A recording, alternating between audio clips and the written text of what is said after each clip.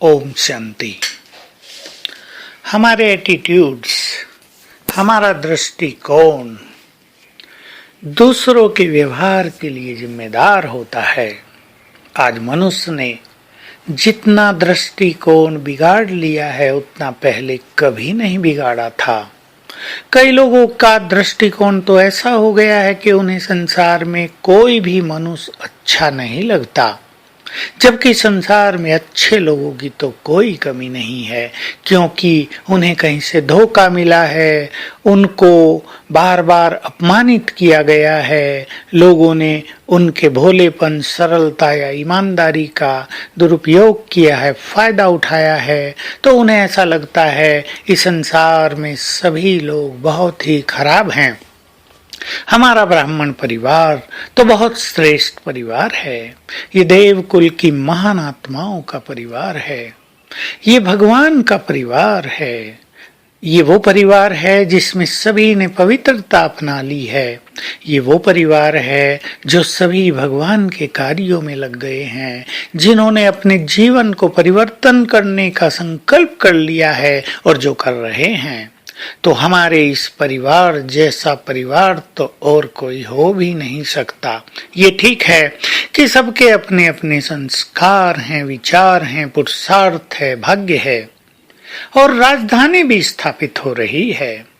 इसमें वैरायटी होंगे। राजा रानी तो गिने चुने होंगे 108 रतन, बाकी साहूकार प्रजा होगी कुछ लाख, और से सभी तो साधारण प्रजा होगी। तो वैरायटी इसमें होना बिल्कुल निश्चित है, बड़ा नेचुरल है। सभी एक समान पुरुषार्थी हो भी नहीं सकते। तो हमें ये याद रखना है कि हम राज्य स्थापित कर रहे हैं, इसमें वैरायटी होना बड़ा नेचुरल है। दूसरी बात, हम सभी आत्माएं जन्म जन्म के साथी हैं। यहाँ वही साथी बने हैं जो जन्म जन्म साथ रहे हैं, जिनका जन्म जन्म का कर्मों का खाता है, अच्छा या बुरा। अब वो सब खाते हमारे सामने आ रहे हैं। मान लो आपके आसपास 10 लोग हैं, 20 हैं या 50 हैं।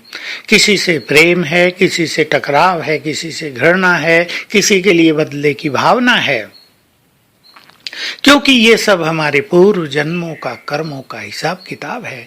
किसी ने आपको बहुत सताया हो, उसके लिए मन में बदले की भावना अग्नि की तरह दहकती रहती है। पता नहीं चलता क्यों उस व्यक्ति को देखते ही मन क्रोध से भर जाता है। ये पूर्व जन्मों का खेल है।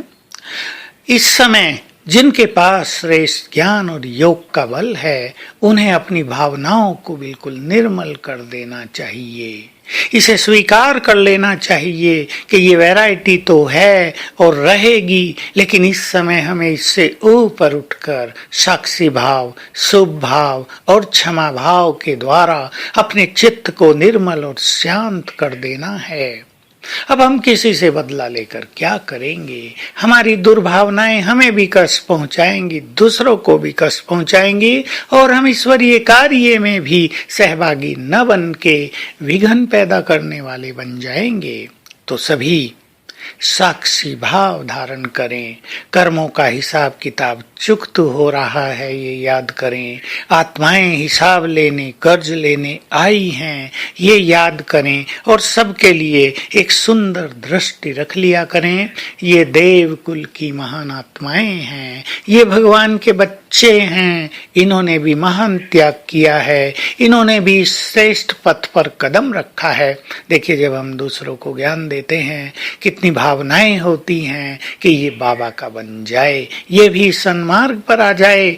तो जो सन्मार्ग पर आ गए हैं, उनके लिए मन में घृणा या ईर्ष्या द्वेष समाप्त कर देना है, क्योंकि यहाँ सबका अपना अपना पार्ट भी है और हम उनकी महानताओं को देखेंगे। महानताएं भी उनमें बहुत हैं। कम से कम प्योर जीवन अपनाया है, किसी ने अपने जीवन को बाबा पर बलिहार किया है, उनका भगवान से मिलन हुआ है, वो भी पुण्य आत्माएं हैं। ऐसी दृष्टि यदि हम रखेंगे तो हमारा चित्त शांत रहेगा। सबसे बड़ा फायदा हमें ये होगा तो आज सारा दिन हम साक्षी भाव अपनाएंगे और सभी ब्राह्मण आत्माओं के लिए ये दृष्टि रखेंगे, ये देव कुल की महान आत्माएं हैं, बाकी सभी के लिए ये भगवान के बच्चे, ये भी श्रेष्ठ हैं। और अभ्यास करते रहेंगे कि बाबा की रंग बिरंगी किरणों का फाउंटेन मुझ पर निरंतर पड़ रहा है। ओम शांति।